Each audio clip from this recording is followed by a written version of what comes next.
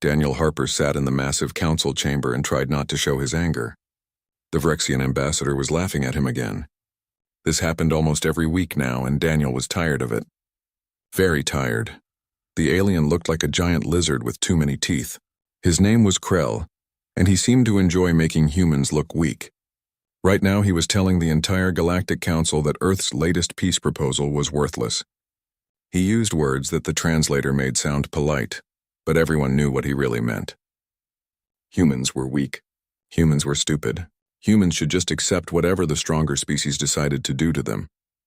Daniel kept his face calm, but his hands were shaking. He gripped the edge of his podium harder. Behind him, Lieutenant Sophie Brennan touched his shoulder gently. She was reminding him to stay calm. They had practiced this many times. Smile, nod, be polite, never show anger. That was the job of a human diplomat in the Galactic Council. This was the 47th time this year that another species had insulted humanity in this chamber.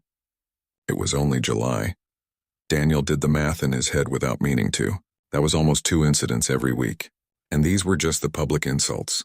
The private ones, the attacks on human ships, the raids on human colonies. Those happened almost every day now. The council chamber was on a massive space station called Kelvin 9. It floated in neutral space, far from any home world. The chamber itself was huge, with seats arranged in circles that went up and up like a stadium. Each species had their own section. The humans had the smallest section because Earth only had 1 vote. Species like the Vrexians had 7 votes because they controlled 7 different worlds. The rules said that every world got 1 vote. The rules did not say anything about protecting worlds that could not fight back. Daniel finished his presentation and sat down. The council voted. His proposal lost like always. The vote was 143 against 1 for. Earth was alone, like always. Back on Earth, in a building that overlooked the Pacific Ocean, Admiral Gregory Mason was reading reports. He sat at a desk that was covered with papers and data screens. Every report said the same thing. The attacks were getting worse. What started as small raids on mining stations had grown into something much more dangerous. Now they were attacking human trade ships. They were attacking civilian transports. People were dying. Admiral Mason was an old man who had spent his whole life in Earth's military. He had gray hair and a face full of wrinkles. His uniform was perfectly clean, but his eyes were tired. He had been reading these reports for 5 years now. Every year the attacks got worse. Every year the council did nothing. Every year, Earth's diplomats asked for help and got nothing but laughter. Captain Nicole Brady stood in front of his desk. She commanded a ship called the Defender, one of Earth's largest warships. She was young for a captain, only 35, but she was good at her job. Right now her face showed the same frustration that Mason felt. "How much longer do we smile and nod?" she asked. Her voice was quiet but angry. "They are killing our people, sir. When do we stop asking permission to defend ourselves?" Mason looked at her for a long moment. He wanted to give her an answer that would make sense. He wanted to tell her that the politicians had a plan, that diplomacy would work eventually, that patience was the right choice. But he could not say any of those things because he did not believe them anymore. Until the politicians say otherwise, he finally answered. His voice was flat and emotionless, the voice of a soldier who had learned to follow orders even when those orders made no sense. But things were about to change. In Geneva, Switzerland, in a building that had seen centuries of human history, President Helen Carter was holding an emergency meeting.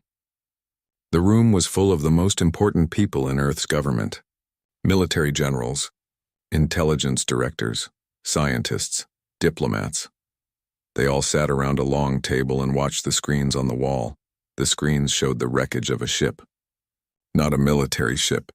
A civilian transport called the New Horizon. It had been carrying 400 people to a new colony world. Families, children, scientists, farmers. Regular people looking for a new start on a distant planet. Vrexian raiders had destroyed the ship 2 days ago. The attack happened in neutral space, far from any military protection. The raiders had broadcast their attack on open channels like they were proud of it. Like killing 400 unarmed humans was something to celebrate. There were no survivors. The ship had been destroyed so completely that rescue teams could barely identify the debris. 400 people were just gone, turned into atoms floating in the dark. President Carter was a woman in her 60s with iron-gray hair and eyes that had seen too much. She had been a diplomat before becoming president. She believed in peace. She believed in negotiation.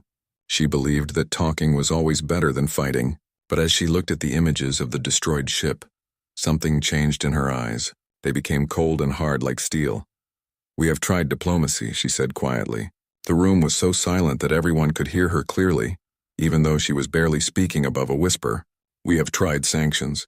We have tried appeals and negotiations and compromises. We have absorbed their insults. We have endured their attacks.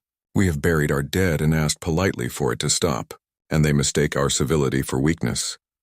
She turned to look at General Kevin Walsh, the head of Earth's Strategic Defense Command. He was a large man with a square jaw and hands that looked like they could crush steel.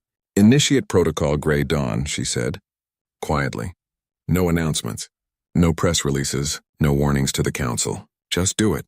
General Walsh nodded once. "Yes, Madam President." "And tell Ambassador Harper to deliver one final warning to the Council," Carter continued. "Make it clear. Make it simple. Make it official. And if they ignore it?" Walsh asked, though he already knew the answer. President Carter's expression did not change. Her voice was still quiet, still calm, but there was something underneath it now, something that had been sleeping for a long time, something that was waking up. Then we stopped pretending to be polite. The meeting ended. Orders went out through encrypted channels. Deep in hidden bases on Mars and in the asteroid belt, ships that had been secret for decades began to wake up. Weapon systems came online. Crews reported to stations they had trained for but never expected to use. Earth's military, which the galaxy thought was small and weak and barely worth noticing, began to move. And in the council chamber on Kelvin 9, Daniel Harper received a message from Earth. He read it 3 times to make sure he understood. Then he smiled for the first time in months. It was not a diplomatic smile. It was not polite or friendly or gentle. It was the smile of a man who had been holding back for far too long and had finally been given permission to speak his mind. Sophie saw the smile and felt a chill run down her back. "What did they say?" she asked. "They said to give them one last warning," Daniel answered, "and they said I do not have to be nice about it anymore." The galaxy was about to learn something about humans that they should have known all along. Patience is not the same thing as weakness. Diplomacy is not the same thing as fear, and silence is not the same thing as acceptance. Sometimes, silence is just the sound of someone deciding how to respond, and when that someone is an entire species that has been holding back for 30 years, the response is going to be loud. Daniel Harper walked into the council chamber knowing that everything was about to change. He carried a small data tablet in his hand.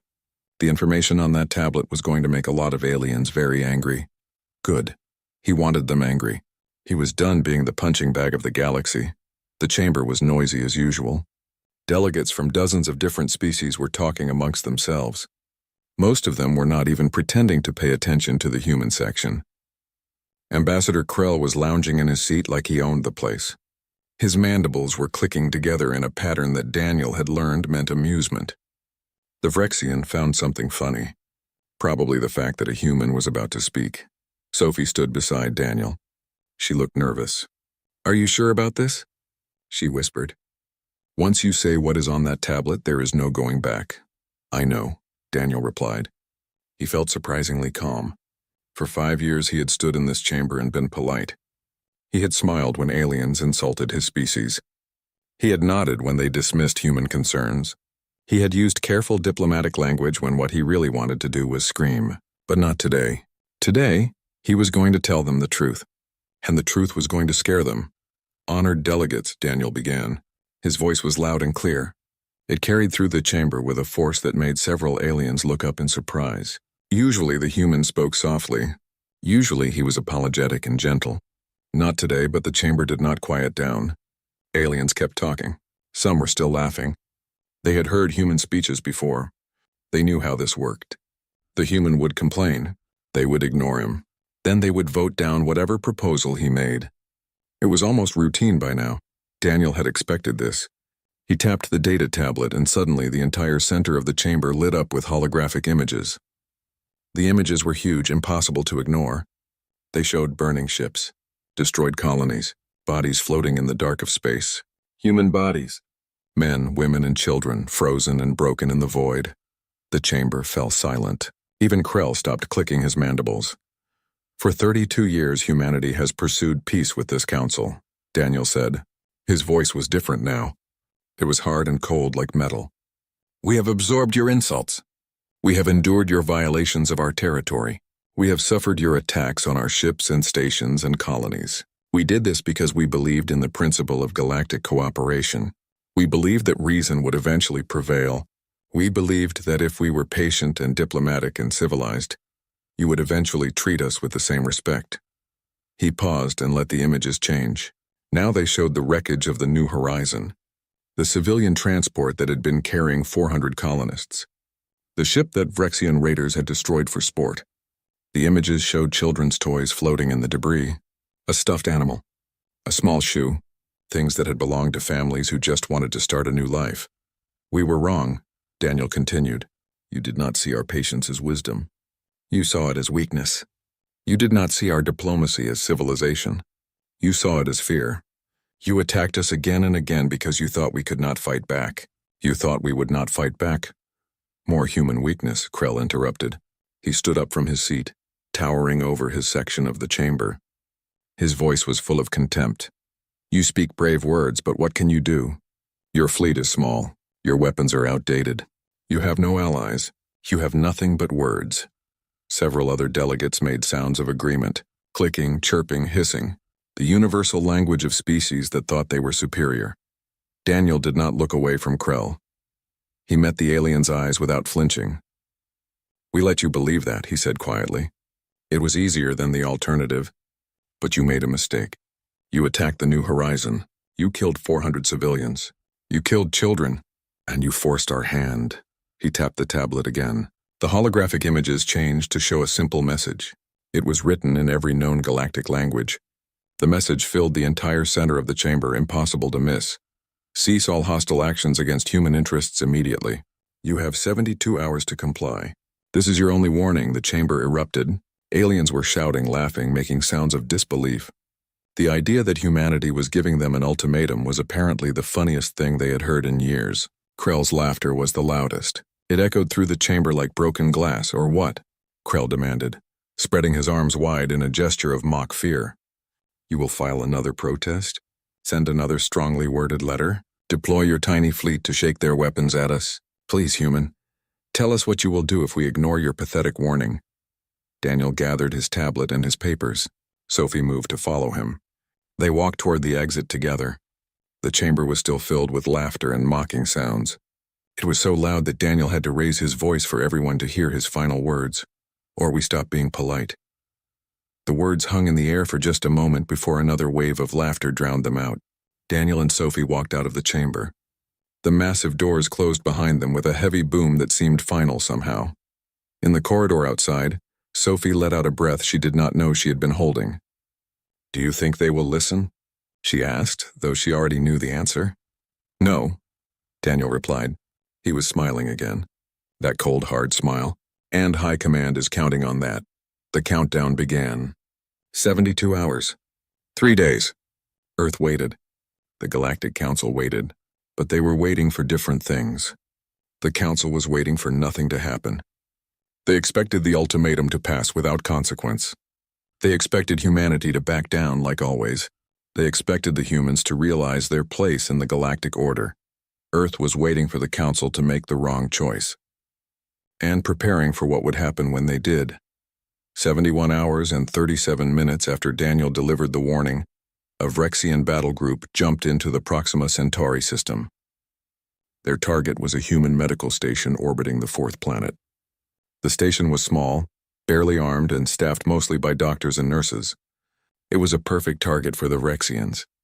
Easy, defenseless, human.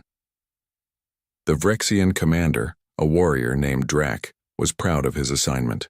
He was going to show these weak humans what happened when they threatened the Vrexian Empire. He was going to destroy their medical station and broadcast the attack across all military channels.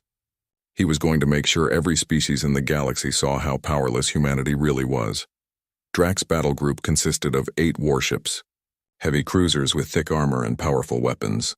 More than enough firepower to obliterate a small medical station. Drac opened a channel to all nearby space. He wanted everyone to see this. He wanted the humans to know that their ultimatum was meaningless. "Attention, human medical station," Drac announced. His voice was full of confidence and contempt. "You have 30 seconds to evacuate. Then we will demonstrate what happens when your species forgets its place in the galactic order." He waited. The medical station did not respond. Good. They were probably running around in panic trying to get to escape pods. Drac enjoyed imagining their fear. 30 seconds passed. He gave the order to fire. His weapons officer pressed the firing controls. Nothing happened. More precisely, the weapons fired, but they never reached the target. Something intercepted them. All of them. Every missile, every plasma bolt, every kinetic round. They just vanished, destroyed in flight by weapons that Drac's sensors could not track. "What just happened?" Drac demanded. His crew was frantically checking their systems. Everything seemed to be working correctly. The weapons had fired. The targeting was accurate. But something had stopped them. Something impossibly fast and impossibly precise. "Sir," his sensor officer said. Her voice was shaking. "Contact." Multiple contacts. Emerging from stealth, right on top of us, Drac looked at his main screen. At first he saw nothing. Then, one by one, ships appeared. Human ships. They had been there the whole time, hiding behind some kind of stealth technology that Vrexian sensors could not detect. And they were close. Terrifyingly close. Close enough that Drac could see the weapons ports opening on their hulls. There were 12 human ships. They were smaller than his cruisers, but something about them made Drac's instincts scream danger. They moved wrong. They accelerated in ways that should not be possible. They positioned themselves around his battle group with a precision that seemed almost choreographed. A communication channel opened. A human voice spoke. It was calm and professional and absolutely cold. "Vrexian battle group, you were warned. You have violated the 72-hour grace period. You have attempted to attack a medical facility. You have 15 seconds to power down your weapons and surrender." Drac laughed. He could not help it. 12 small ships against his 8 heavy cruisers? The humans were insane. "Surrender? To you, open fire. Destroy them all." His fleet fired everything they had. The space between the ships lit up with weapons fire. Enough destructive power to level a city. Enough to crack a small moon. All of it aimed at 12 human ships. But the human ships were not there anymore. They moved. Faster than anything Drac had ever seen. They dodged and weaved and accelerated in impossible directions. His weapons fire missed. All of it missed. Every single shot. The war began with silence. Not the silence of peace, but the silence of something enormous holding its breath before striking. Admiral Gregory Mason stood on the bridge of the UESF Valiant and watched the stars. The bridge was quiet. Every crew member was at their station, waiting. They had been waiting for 30 years. Now the waiting was over. Mason touched a control on his command chair. "All ships," he said quietly. "Execute Phase 1. Let them see what we have been building. Around Earth, around Mars, around every human colony and station and outpost, something impossible happened." Ships appeared. Hundreds of them. They had been hiding behind stealth technology so advanced that the galaxy did not even know it was possible. They had been there for years. Silent and invisible, waiting for this exact moment. 300 warships uncloaked simultaneously. Their hulls were dark and sleek, covered in armor that seemed to drink in light. Weapons ports opened along their sides like eyes opening after a long sleep. Each ship was a masterpiece of human engineering, built in secret shipyards where no alien inspector could see. Built with technology that humanity had been developing quietly, while the galaxy laughed at them. The Galactic Council had thought humans were weak because their visible fleet was small. They had not realized that what they could see was only what humans wanted them to see. While diplomats absorbed insults in council chambers, while captains endured raids with outdated ships, engineers and scientists had been working. Every attack endured had bought time.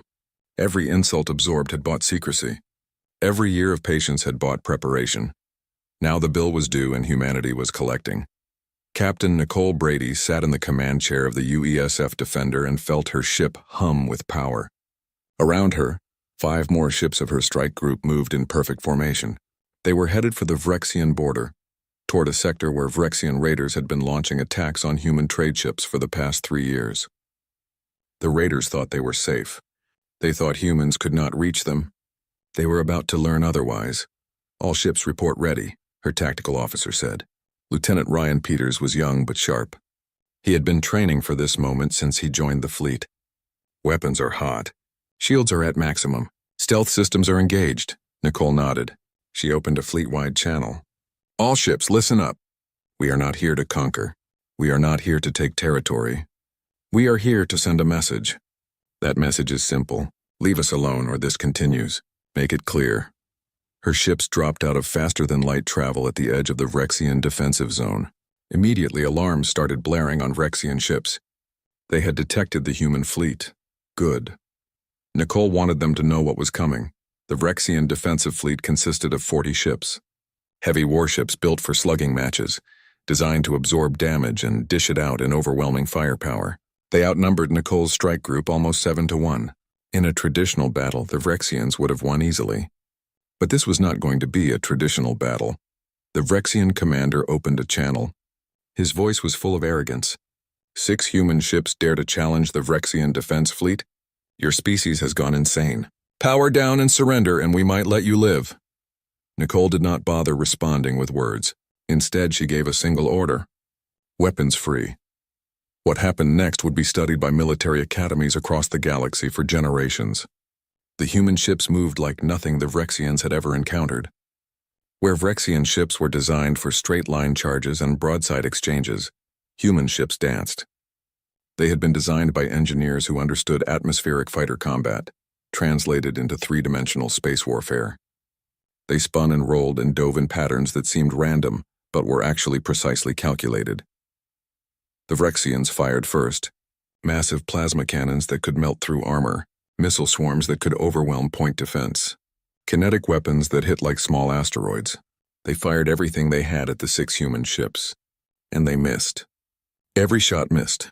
The human ships were simply not where the Vrexians expected them to be. Then the humans fired back. Railguns accelerated projectiles to a significant fraction of light speed. The projectiles punched through Vrexian shields like they were not even there. Missile swarms equipped with true artificial intelligence guidance systems could not be fooled by countermeasures or confused by jamming. And the energy weapons, pulse lasers powered by miniaturized fusion reactors, cut through armor with surgical precision. The first Vrexian ship died in less than 20 seconds. Its shields collapsed under sustained fire from 3 different human ships. Then its armor failed. Then its reactor went critical. The explosion lit up the darkness of space like a small star being born and dying in the same instant. The second ship lasted 30 seconds. The third managed almost a minute, but only because the human ships were busy with other targets. One by one, the Vrexian defensive fleet was dismantled. Not destroyed in glorious combat. Not defeated in heroic last stands. Just methodically, efficiently, clinically taken apart by ships that were faster, smarter, and better armed than anything the Vrexians had. 40 ships. The entire defensive fleet of a major Vrexian sector, gone in 47 minutes. The human strike group had not lost a single ship. They had not even taken serious damage. Their shields had barely been touched. When it was over, Nicole opened a channel on all Vrexian frequencies. She wanted every Vrexian ship, every Vrexian station, every Vrexian world to hear what she was about to say. "You were warned," she said. Her voice was calm and professional. There was no anger in it, no triumph, no emotion at all. Just a statement of fact. Withdraw from all human space immediately. Cease all hostile actions against human interests. Do this and we will stop. Refuse and this continues. We do not want your territory. We do not want your submission. We just want to be left alone. But if you force our hand, we will not stop until you understand this lesson. Choose wisely. Across the galaxy, the same scene repeated itself. Wherever alien species had harassed humanity, human warships appeared. They struck with overwhelming force, destroyed military targets with precision, and then offered the same terms. Withdraw and cease hostilities or face complete destruction. The Torvan Collective, which had been seizing human mining operations in disputed territory, lost their entire border patrol fleet in a single afternoon. The human ships appeared. destroyed every military vessel in the sector, and then left without touching a single civilian station. The message was clear. This was not conquest. This was punishment. The Celtic Empire, which had been demanding tribute from human trade ships passing through their territory, watched as 3 of their major fleet bases were reduced to scrap. The human attack was so precise that the civilian sections of the bases were untouched. Only the military sections, the warships and weapons and soldiers, were destroyed. Again, the message was clear. Humans could have killed everyone. They chose not to. But they could if pushed. Species that had spent decades believing they were the dominant military powers in the galaxy watched in horror as their fleets were swept aside. Technology they thought was advanced turned out to be primitive. Tactics they thought were sophisticated turned out to be predictable. Weapons they thought were powerful turned out to be inadequate. And the humans, the species they had been mocking and attacking for 3 decades, turned out to be holding back the entire time. The Galactic Council called an emergency session. For the first time in its 1,000-year history, the Council was genuinely afraid. They had created rules and laws assuming they were the strongest. They had enforced those rules selectively, protecting the strong and ignoring the weak. They had believed their own propaganda about galactic order and civilization. Now a species they had dismissed as irrelevant was teaching them a harsh lesson about actual power. Admiral Mason stood on the bridge of the Valiant and watched reports coming in from across human space. Every engagement was a victory. Every battle was one-sided. The fleet was performing beyond even his optimistic projections. Ships that had been built in secret for decades were proving their worth. Crews that had trained in hidden simulators were executing their missions flawlessly. But Mason did not feel triumphant. He felt old and tired and sad. This should not have been necessary. Humanity had tried peace. They had tried diplomacy. They had tried patience and restraint and every civilized option. The galaxy had responded with contempt and violence, so now humanity was responding the only way that seemed to work. With force. With overwhelming, undeniable, inescapable force. He opened a channel to Earth to the President herself. Phase 1 complete, Madam President. All objectives achieved. Minimal casualties on our side. Enemy forces in full retreat across all sectors. President Carter's face appeared on his screen. She looked as tired as he felt. Casualties on their side? Military only, Mason reported. We have been very careful to avoid civilian targets. This is about sending a message, not committing genocide. Good, Carter said. Any responses from the Council? They have called an emergency session. They are demanding we cease hostilities immediately. They are threatening sanctions and blockades. Carter smiled, but there was no humor in it. With what fleet? From what I am seeing, most of their military forces are running back. The council chamber on Kelvin 9 was in complete chaos. Delegates were shouting at each other in a dozen different languages. Some were demanding military action. Others were demanding surrender. A few were simply demanding to know how this had happened. How had the weak humans suddenly become the most dangerous species in the galaxy? Ambassador Krell sat in his seat and said nothing. His mandibles were still, his body motionless. For the first time in his long career, he was afraid. The Vrexian Empire had lost 40% of its military fleet in less than a week. 40%. Entire battle groups simply erased from existence. And the humans were not slowing down. They were not offering terms. They were just methodically destroying every Vrexian military asset they could find. The Torvan ambassador, a crystalline being whose body reflected light in rainbow patterns, was shrieking at the council speaker. They were hiding this capability all along. This is a violation of every treaty. They lied to us. They deceived us. Which treaty? Came a voice from the entrance. The entire chamber fell silent. Every delegate turned to look at the doors. Standing there was Daniel Harper. But he was different. He was not wearing his diplomatic robes anymore. Instead, he wore a simple uniform, dark blue with silver trim. It looked almost military. Behind him stood Admiral Gregory Mason in full military dress. And behind the Admiral, 6 human Marines in combat armor stood at attention. Their rifles were held at rest position, but their presence was a clear message. Humans were no longer coming to the Council as supplicants. They were coming as equals. Maybe more than equals. You are not authorized to bring weapons into this chamber. Ambassador Krell finally found his voice, but it shook when he spoke. He did not sound nearly as confident as he had a week ago. Daniel walked slowly down the central aisle toward the speaker's platform. His boots echoed in the silent chamber. "You are not authorized to wage war on civilians," he replied. His voice was calm but cold. "Yet here we are.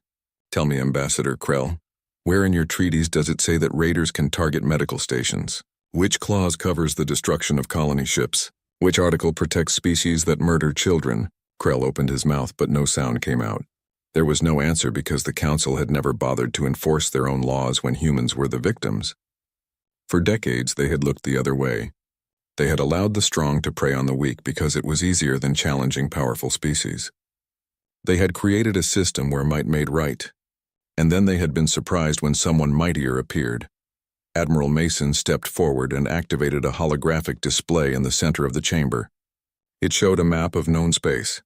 Red dots marked the locations of major military fleets, or rather where those fleets used to be. Most of the red dots were now gray, indicating destroyed or disabled forces.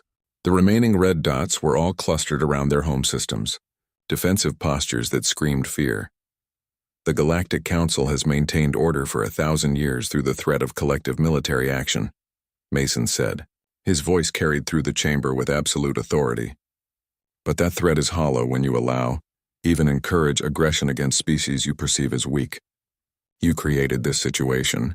You taught the galaxy that violence without consequence is acceptable. You established a precedent that the strong can abuse the weak. Congratulations. You succeeded, and now you have learned that humanity is not weak. We were simply patient. The council speaker, an ancient being whose species was one of the founders of the council, raised one of his many limbs for silence. We demand that you cease all hostilities immediately. We will impose sanctions. We will organize a blockade. We will— With what fleet? Mason interrupted. He was not being rude. He was genuinely asking. The holographic map showed the truth clearly. The combined military might of the Galactic Council was in full retreat. Some species had lost more than half their warships. Others had pulled everything back to defend their home worlds. There was no fleet capable of challenging humanity. Not anymore. The chamber erupted in angry sounds. Delegates were shouting, threatening, demanding. But underneath all the noise was fear. They had never felt powerless before. They had never been on the receiving end of overwhelming force. They had always been the ones in control, the ones making the rules, the ones deciding who lived and died. Now that position was reversed, and they did not like it at all. Daniel moved to the exact center of the chamber and activated his data tablet. The holographic display changed to show a document. A formal document, written in clear language with no diplomatic hedging. Humanity is not interested in conquest, Daniel said. We are not interested in your resources, your territory, or your submission. We came to the stars hoping for partnership, for cooperation, for friendship. You gave us contempt, you gave us violence. You gave us dead children, so here are Earth's terms. These terms are not negotiable. They are not subject to council vote. They are simple facts. You will comply, or we will continue our current operations until there is nothing left to negotiate with. The holographic document expanded so every delegate could read it clearly. Daniel read it aloud anyway, his voice carrying to every corner of the massive chamber. First, all species will withdraw from the neutral zones surrounding human space. These zones will be patrolled by human forces. Any vessel entering without prior authorization will be turned away. Once, a second violation will result in the destruction of that vessel. There will be no third warning. You cannot claim that much space, the Torvan ambassador protested. Those zones include valuable resources, trade routes, strategic positions. We are not claiming it, Daniel replied. We are establishing a buffer zone for our security. You proved you cannot be trusted to respect boundaries, so we are making boundaries you cannot cross without consequences. If you want access to those zones, you can apply for authorization through proper channels. We will consider each request. But the days of ships simply doing whatever they want in our space are over. He continued reading, second reparations. Every species that participated in attacks on human interests will provide compensation for damages and loss of life. We have detailed records. We know who attacked which ships, which stations, which colonies. Payment schedules will be provided. Failure to pay will result in seizure of assets. Krell stood up. His full height was impressive, nearly 3 meters tall. But his voice was not as strong as it used to be. The Vrexian Empire will never pay tribute to humans. We would rather. The Vrexian Empire has lost 40% of its military fleet, Mason stated flatly. You have 3 options. You can pay the reparations through normal economic means. You can have us seize equivalent value in resources from your outer territories, or you can continue fighting, in which case we will continue destroying your military until there is nothing left. Choose. The chamber fell silent again. Everyone understood the simple math. Humanity had demonstrated that they could destroy any fleet sent against them. They had done it repeatedly. They had done it without taking significant casualties. The military option was not really an option at all. It was just choosing how badly you wanted to lose, Daniel continued. Third, the Galactic Council will establish an actual enforcement mechanism for its laws. No more selective prosecution. No more turning a blind eye to atrocities because the victims lack military strength.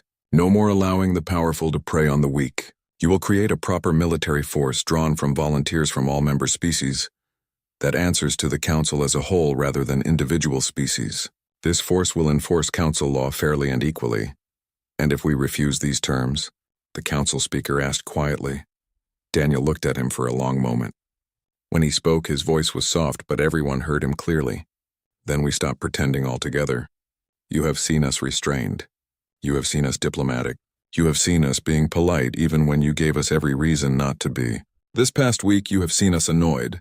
We have destroyed military targets. We have avoided civilian casualties. We have offered terms and opportunities for peaceful resolution. Pray that you never see us truly angry. Pray that you never force us to stop holding back. Mason added, we can continue this current campaign indefinitely. Our ships are faster. Our weapons are stronger. Our technology is more advanced than you thought possible. We built all of this while you were laughing at us, while you were attacking our people, while you thought we were weak. Imagine what else we have been building. Imagine what other capabilities we have kept hidden. Do you really want to find out? The chamber was silent. Nobody had an answer to that. The human military had appeared seemingly from nowhere with technology that outclassed the entire galaxy. What else might they have? What other surprises were waiting? The delegates looked at each other and saw the same fear reflected back. Sophie stood at the edge of the chamber and watched the delegates. She had been Daniel's aide for 5 years. She had seen him insulted, dismissed, and laughed at more times than she could count. She had watched him maintain his composure through it all. Now she watched as those same delegates, those same species that had mocked humanity for decades, sat in silence and fear. It should have felt satisfying. Instead, 3 months had passed since Daniel Harper delivered Earth's terms to the Galactic Council. 3 months since the galaxy learned that humanity was not the weak species they had believed.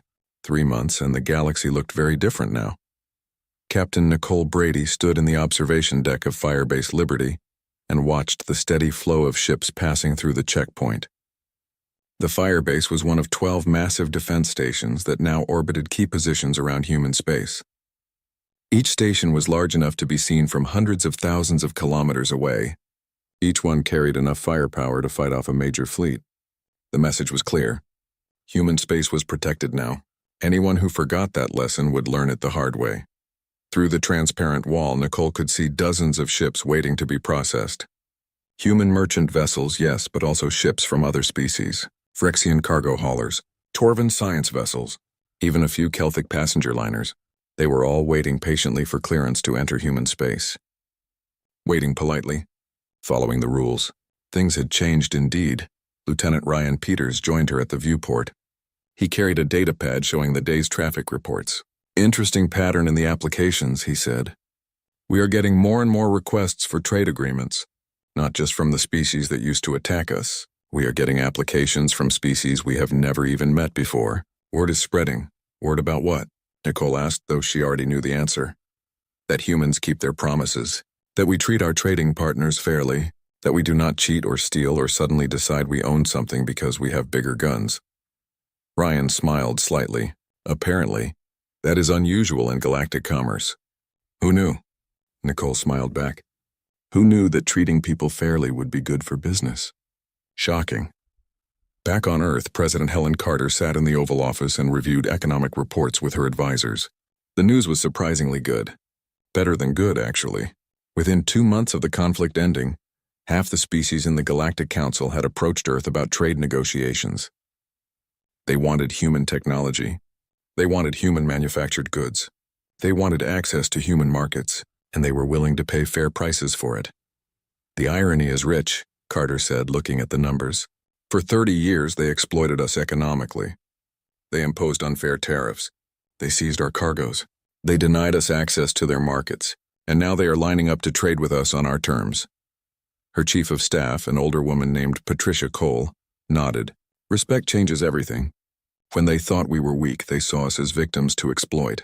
Now that they know we are strong, they see us as partners to cultivate.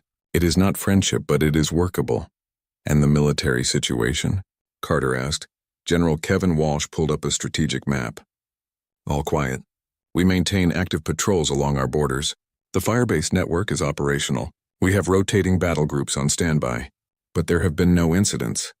No probing attacks. No border violations. Everyone is being very polite. Because they know what happens if they are not. Carter said quietly. It was not a question. Yes, Madam President. The galaxy has learned that human patience has limits, and that crossing those limits has consequences. Carter leaned back in her chair. She looked older than she had 3 months ago. The weight of the decisions she had made showed in her face. Keep the fleet ready, she said finally. Trust has to be earned. They have a long way to go before we can truly trust them. But we can hope. We can always hope. On the space station Kelvin 9, in the chamber that had been renamed the Chamber of Equal Voices, Daniel Harper sat in the human delegations section and listened to a debate about mining rights in a disputed sector. The chamber looked different now. The seating had been rearranged so that no species sat higher than another. Every delegate had the same position, the same voting power, the same voice. It had taken weeks of negotiation, but the changes had been made. The old order was gone. The new order was still being formed. The debate was actually civil. Delegates were listening to each other. They were proposing compromises. They were acting like a real council instead of a gathering of bullies deciding how to divide up the week. It was almost refreshing. After the session ended, Daniel gathered his materials and prepared to leave. A shadow fell across his desk. He looked up to see Ambassador Krell standing there. The Vrexian looked different. Older somehow. Less imposing. The arrogance that had defined him was gone, replaced by something that looked almost like humility. "May I speak with you?" Krell asked. His translator made the words sound formal but genuine. Daniel gestured to the seat across from him. Of course, Krell sat down. For a long moment he said nothing. Then quietly he spoke. "You could have destroyed us. My analysts have confirmed it. Your fleet could have jumped into Vrexian space and destroyed our worlds. You had the capability. You had the justification after what we did. Why did you not do it?" Daniel considered his answer carefully. This was important. Not just for Krell, but for what it represented. "Because that is not who we are," he said finally. "We did not come to the stars to be conquerors. We did not build those ships because we wanted to dominate other species. We built them because we needed to defend ourselves. Because you and others like you gave us no choice. You mistake mercy for weakness," Krell said, "and we had to correct that misunderstanding." Yes, Daniel agreed. But the goal was never destruction. The goal was always peaceful coexistence. You just made that very difficult by treating us like prey. We had to demonstrate that we were not weak. But once that demonstration was made, once you understood that we could not be exploited, we stopped. We did not pursue revenge. We did not seek to humiliate you beyond what was necessary. We just wanted you to understand the lesson. Krell's mandibles clicked slowly, a sign of deep thought in his species. My people are learning that lesson. It is difficult. We have been a warrior culture for thousands of years. Strength was everything. Compassion was weakness. But now we see a species that is both strong and compassionate. It is confusing. It does not have to be, Daniel said. Strength and compassion are not opposites. True strength means having the power to hurt someone and choosing not to. True civilization means having the ability to destroy and choosing to build instead. We could have destroyed you. We chose not to. That is not weakness. That is wisdom. Perhaps, Krell said slowly, perhaps your species has much to teach us, if we are wise enough to learn. He stood up and extended his hand in the human gesture of greeting that he had learned. Daniel shook it. The grip was firm but not aggressive, equal. respectful. It was a start. Later that evening, Sophie found Daniel in the station's observation gallery. He was staring out at the stars, lost in thought. She stood beside him in comfortable silence for a moment before speaking. Thinking about what comes next? Always, Daniel admitted. We won the war. Now we have to win the peace. That might actually be harder. Do you think it was worth it? The cost? Daniel thought about the question. He thought about the new horizon and all the ships destroyed before it. He thought about the people who died because the galaxy saw humanity as weak. Then he thought about the changes in the council chamber, the trade agreements being signed, the species that were starting to treat humans as equals instead of victims. The cost of action was high, he said slowly. But the cost of inaction would have been extinction. Eventually they would have pushed too far. Eventually they would have destroyed something we could not allow to be destroyed. Earth itself, maybe. And then we would have had to respond not just with force but with rage. What we did was controlled, measured. We hurt them, yes, but we did not destroy them. If we had waited longer, if we had let them push us past the point of reason, the response might have been much worse. Sophie nodded. I heard some delegates talking. They have a new name for us. They call us the sleeping giant. The species that seems harmless until awakened. Daniel smiled slightly. I heard that too. It is not a bad name. Let them remember it. Let them remember what happens when you wake the giant. Maybe that memory will keep the peace. They stood in silence, watching the stars. Somewhere out there, the galaxy was adapting to its new reality. Species that had ruled through strength alone were learning that strength without wisdom was just brutality. Species that had exploited the weak were learning that today's victim might be tomorrow's power. The old balance of power was gone. A new balance was being born. On Earth, Admiral Mason stood in his office and looked at the uniform hanging on his wall. It was his formal dress uniform, the one he had worn to the council chamber. He would not need it anymore. His work was done. The fleet was secure. The borders were defended. Earth was safe. Tomorrow he would retire from the military. Next month he would take command of a very different kind of ship. The UESF Explorer, Earth's first deep space exploration vessel designed to travel beyond the mapped regions of the galaxy. No weapons, no armor, just engines and sensors and laboratories. A ship built for discovery instead of destruction. That was what humanity wanted to do. Explore, learn, build, dream.